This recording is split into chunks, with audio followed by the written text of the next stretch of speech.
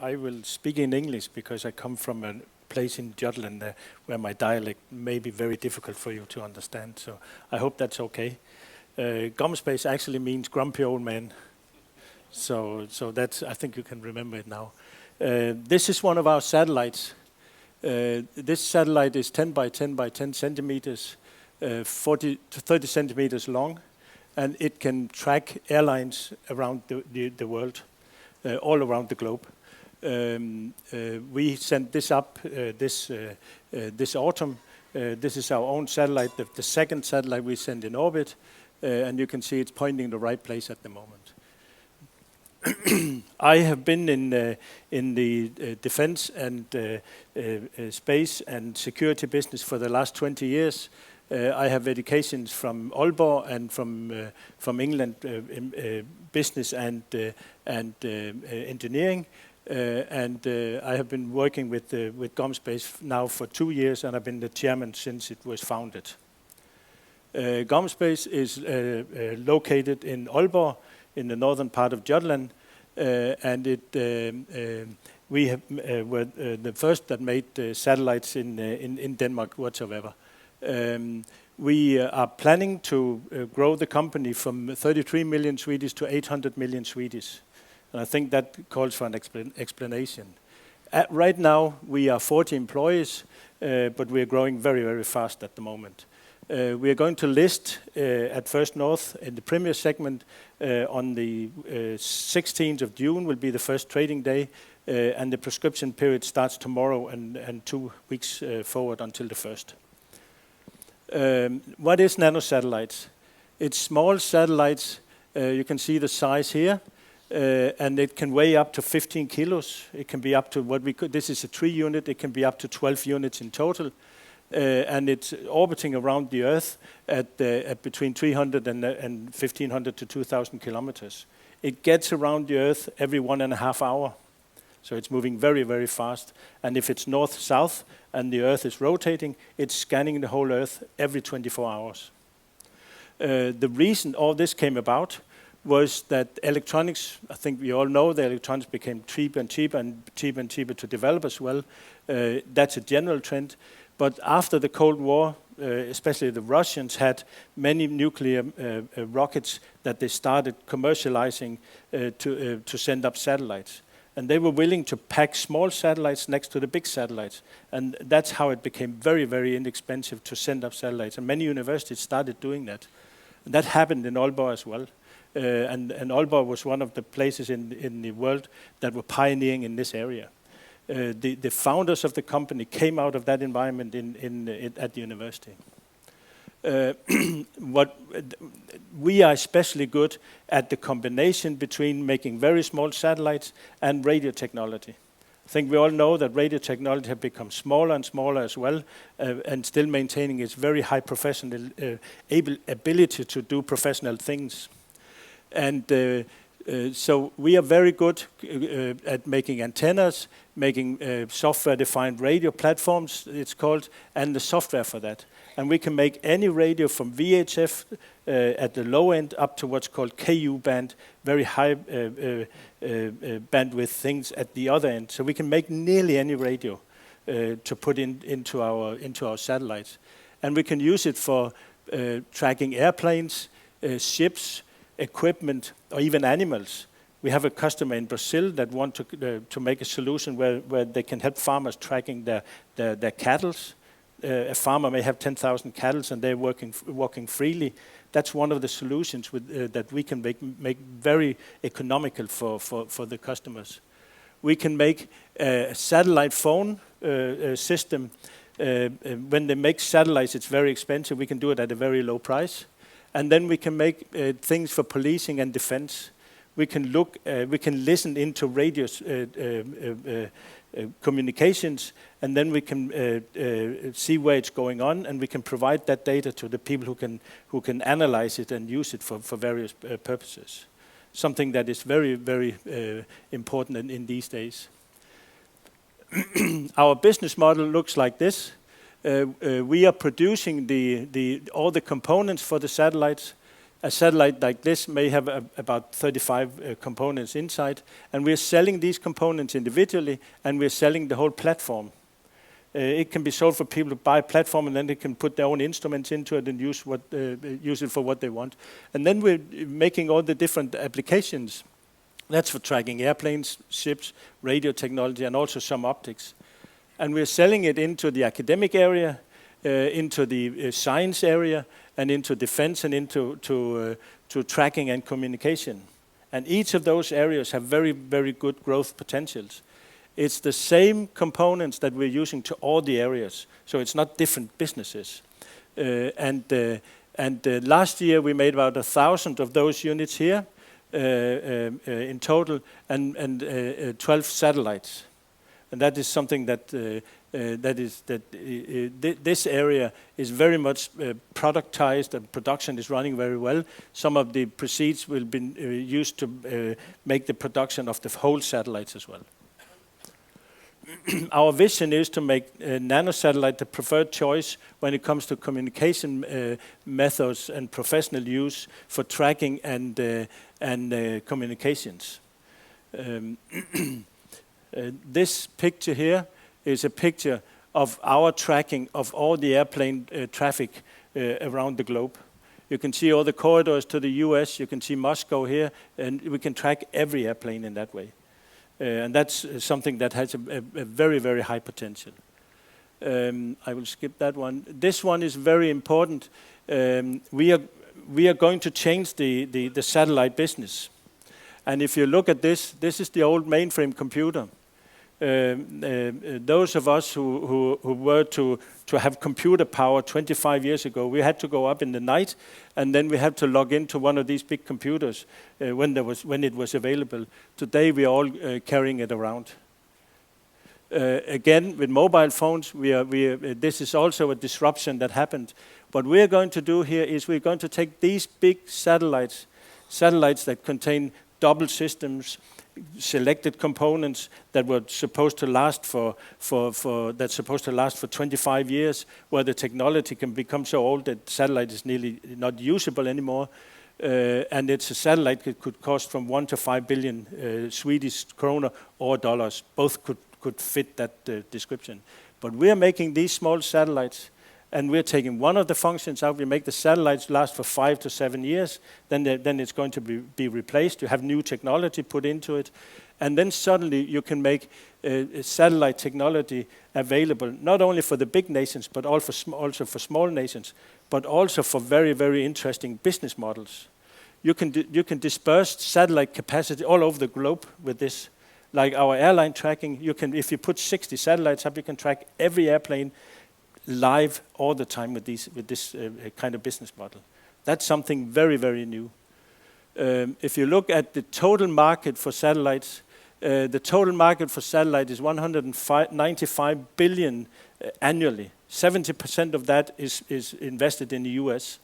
If you take just the manufacturing part of it, we could mention the rest of it, but just take that out for example, then 14.1 billion US dollars is the part of the market where we can do something in. And with the radio technology, we believe that it's around 15%, 2.1 billion at least, because the rest of it we could do something about that also. So it's a very, very big market we are talking about. In total, about 3 billion is what we are saying that it is.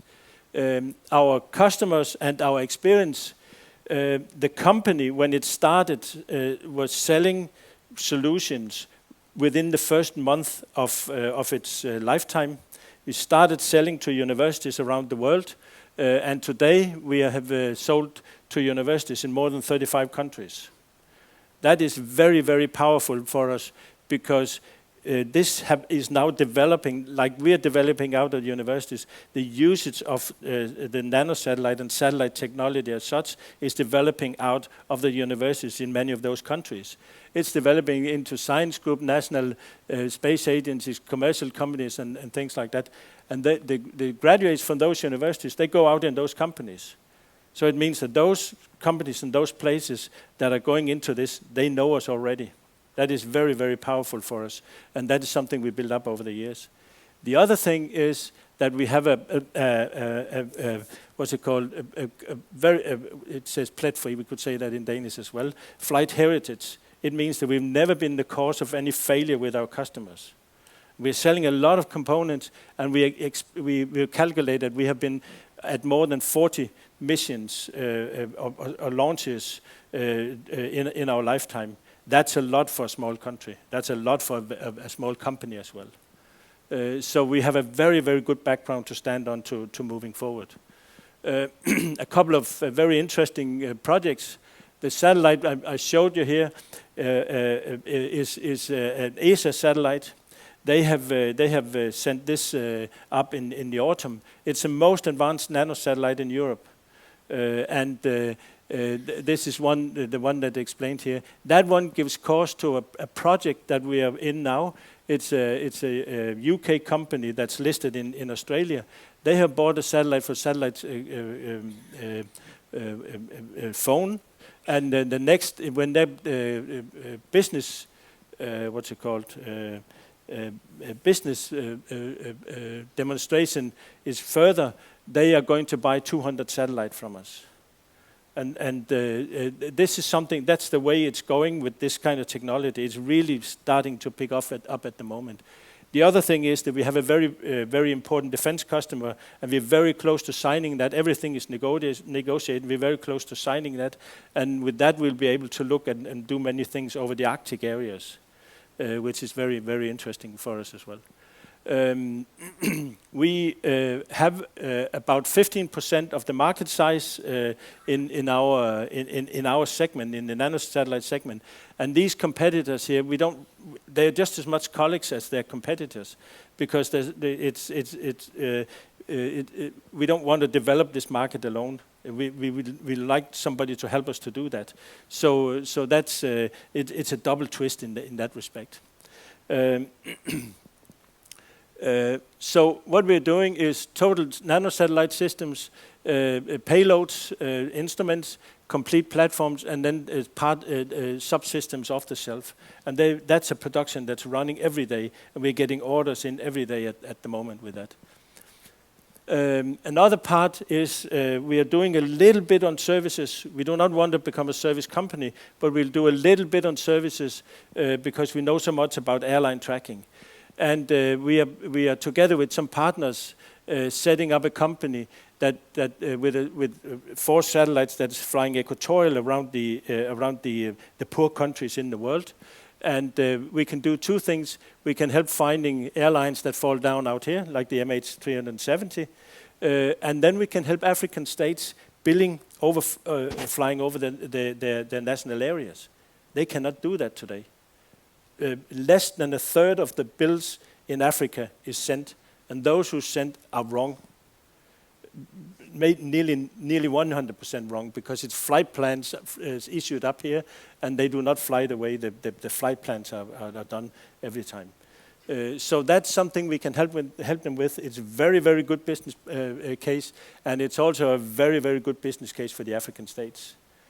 So that's something we are setting up at the moment, and then at a later stage we will withdraw from it. But we know so much about it that we can help setting it up. Some of the financial information. Our turnover in 2021, we aim at 800 million Swedish. And what is 800 million Swedish? It's about 8,000 to 10,000 subsystems that we make every year. That's print boards at 10 by 10 centimeters. That's not difficult. Many companies can build up to make 8,000 to 10,000 print boards a year, and it's about 150 satellites a year that we make 12 of last year. So all that is doable. So that's what we're aiming after. Our gross margin is 65%. We expect to keep a very high price and very high earnings on this, because our satellites is to 100 to 1,000 less expensive than the big satellites. And we expect a very high growth, as you can see here. This was the way the market was put together last year, and this is how we expect it to be in the future. We expect the commercial areas to grow the fastest. In this area, a satellite would cost about 1.5 million Swedish krona, and in this area, a satellite would probably cost about 25 million Swedish krona, because the complexity is very, very different in those areas. That's rough numbers. On this is a wrap-up of what I just said. But about the management team, I would like to say that we have a very, very experienced management team. I have time to show a little bit about it. But there's 3 things that's important. We know the technology. The people in the management know the technology. They know the business, and they also know how to grow companies fast. I have an experience where I've grown companies fast in my previous time, and a couple of the other guys in the management team also does that. So that's we feel that we are very good going at that point. The current ownership is what is similar to a government investment in small companies. It's called Novi and Borean in Denmark, and they own 38%. An investment company called Hansen & Langeland, who also have a background in space in Denmark. They have 25%, and the managers and the founders have 35% in the company.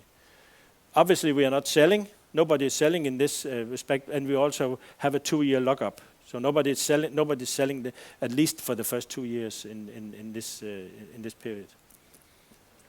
This is the team.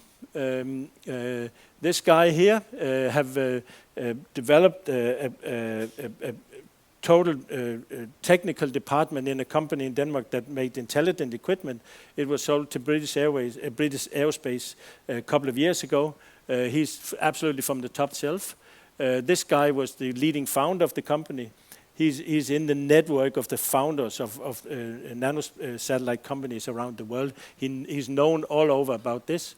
And this guy is a very experienced guy within the defense and space, an old colleague of mine as well for 15 years ago. He's the sales director in the company. And a young and very a guy with a lot of horsepower in the economic area, and we have had good use of that now, because getting ready for being listed has been a tough job for him, and he's done that brilliantly. We are going to use the money for expansion. Sales organization is what we need the most. And we are going to make a subsidiary in the US. That work have already started, but we'll have that in place from January. And that is going to include ITAR. That is something called International Traffic of Arms Regulation. And we'll be under those rules in the US, because then we'll be able to work on classified products in the US. And having 70% of the market in the US, that is something that is very important. Our sales director have done that before. He know how to set that kind of thing up. So we'll be well going in that area as well. We'll make new products. There's still a number of new products that we can work on. One thing that is important is that we'll be able to determine how long time a satellite can last in space.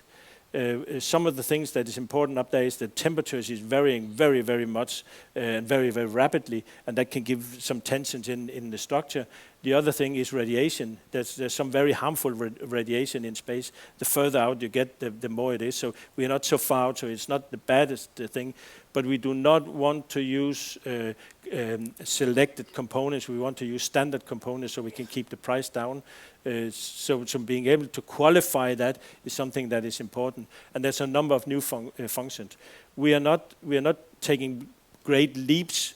Product development, we're taking many small steps, so we are not risking a lot every time we do it. So that's something that is good. We need facilities and equipment to make production better, so we can ramp up production. And we'll spend some of the money on airline tracking and airline communication things, where we have some particular good opportunities at the moment. And what we are doing is that we are offering this starts tomorrow.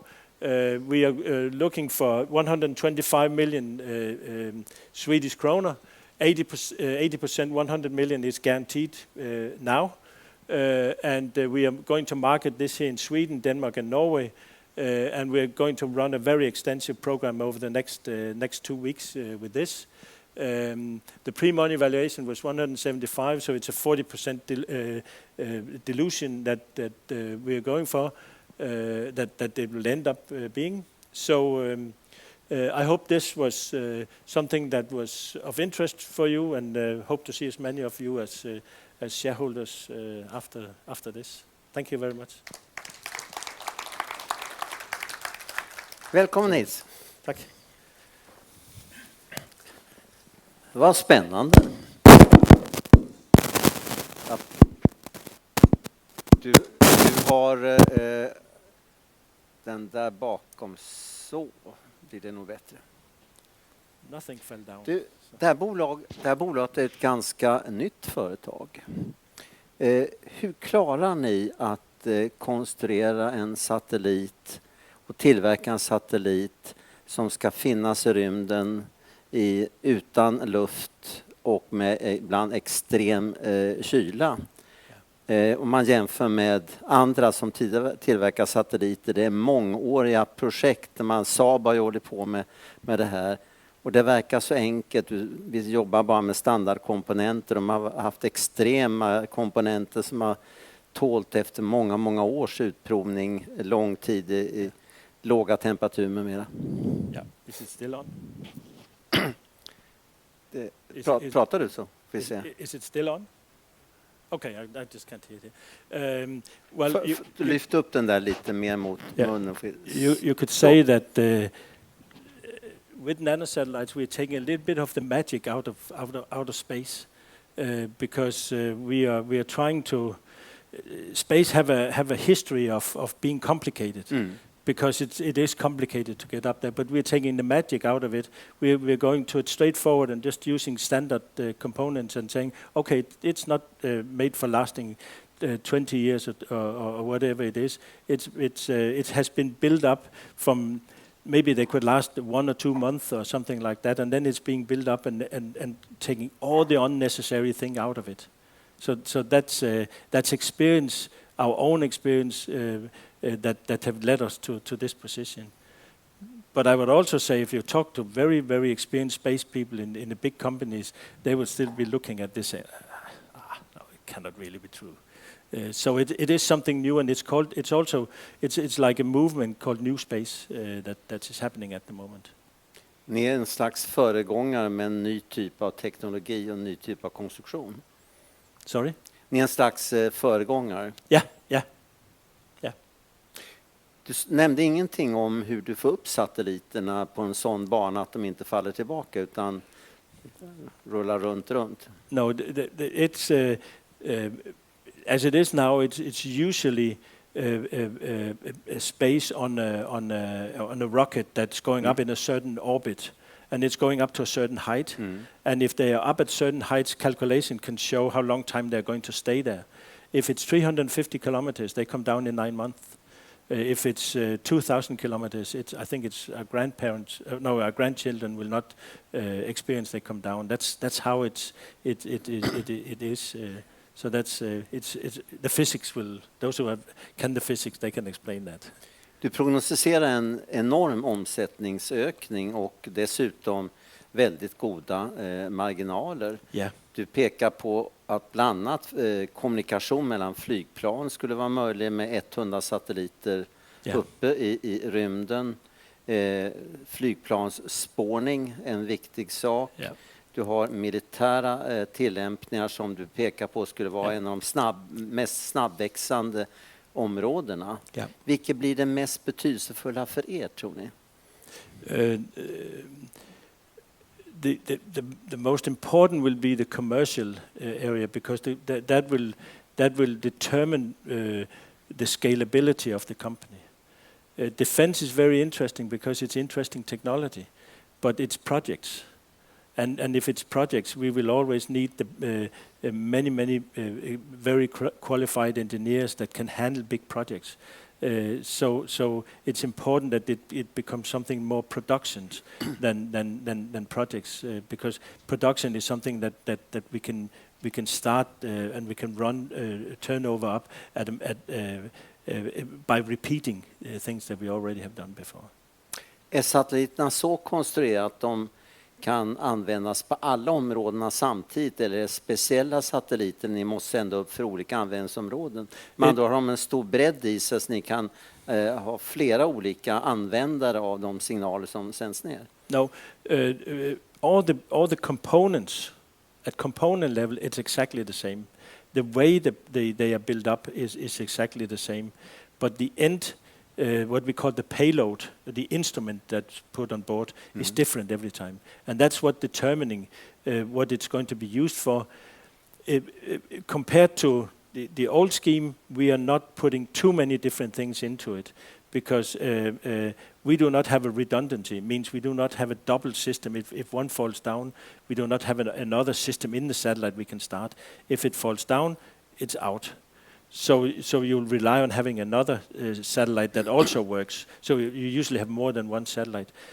So putting in too many complicated systems is not worthwhile, because the cost base is so low that you can keep a high risk handling, you could say, by dispersing it on more satellites. Du talar om det kommersiella området blir det viktigaste området. Yeah. Vad menar du med det kommersiella området? Är det flygplansspårning eller? It could be airline tracking, yeah, and it could be communication systems like the Sky and Global company who want to send up really many satellites. There's a lot of Internet of Things going on generally in society at the moment. What we can do in Internet of Things is that we can provide very low-priced bandwidth in remote areas. The big satellite companies, when they provide a bandwidth to a communication means to customers, it's usually they're usually made for very high bandwidth and very high cost, and doing that in the areas where there's nearly no traffic makes it very expensive for those. But we have solutions where we can provide connectivity in remote areas where you only have a few data coming through. And that we see that as a very big opportunity for us, like the tracking of the cows and things like that. You don't need a lot of data to track cows. Låter som möjligheterna har ni bara börjat att utnyttja. Ja. Härligt. Ja, tack ska du ha. Tack. Tack.